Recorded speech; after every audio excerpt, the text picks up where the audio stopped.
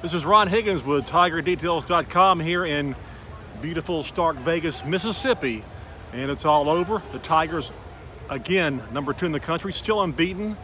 Now 7-0, beat Mississippi State 36-13. It wasn't exactly the prettiest win for the Tigers this year. That's the first time they've been held under 40. Offensively, really sluggish the first half. Even Joe Burrow noted after the game, could sense a lack of energy even this morning before they got to the game. And it kind of showed in the first half. LSU settled for 3 straight field goals to lead 9-0. Uncharacteristic of this team, which has been tremendous in the red zone, scoring touchdowns instead of field goals.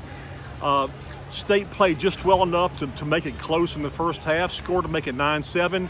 LSU came back immediately, as they do, with a great play call by Steve Ensminger. They went up top to race a big match. Joe Burrow, a 60-yard touchdown pass.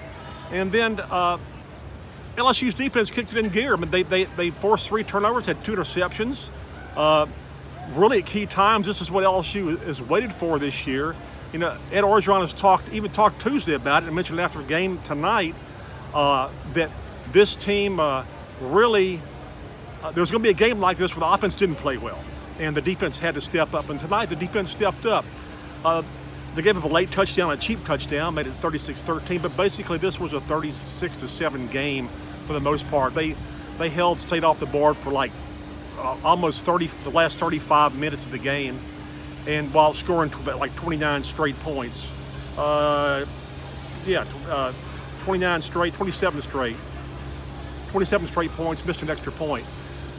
Again, this wasn't not nearly close to LSU's best offense of the game of the year.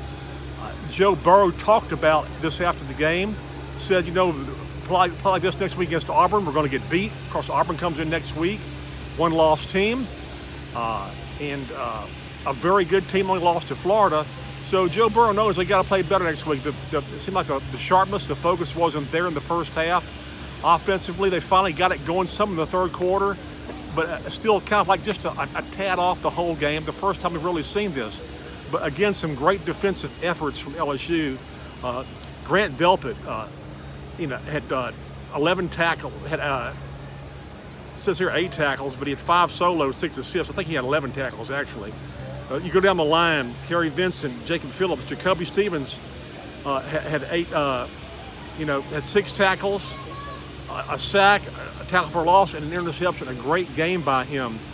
It's funny, they didn't even bother to test some of the LSU defensive backs, but we're to the point where, to give them any kind of action. Stingley didn't get a ball thrown his way really the whole day. They respected him so much. Others got the ball thrown their way. LSU came up with 4 pass breakups, 4 quarterback hurries. Thought the pressure was much better tonight, especially in the second half. And I think the defense was proud of this after the game, the fact that they did turn up some when it was needed. Again, this wasn't the greatest effort in the world, but when you can win that comfortably and still not play very well, it kind of tells you got a pretty good football team, and LSU has a pretty good football team as they get through game number 7 unbeaten. Auburn coming to Tiger Stadium next Saturday, 2:30 CBS game. Like I said, Auburn is a pretty good football team. Just had that 1 loss, so should be a great game. And the Tiger Details will be there at that game also. So this is Ron Higgins for Tiger Details from Starkville, Mississippi.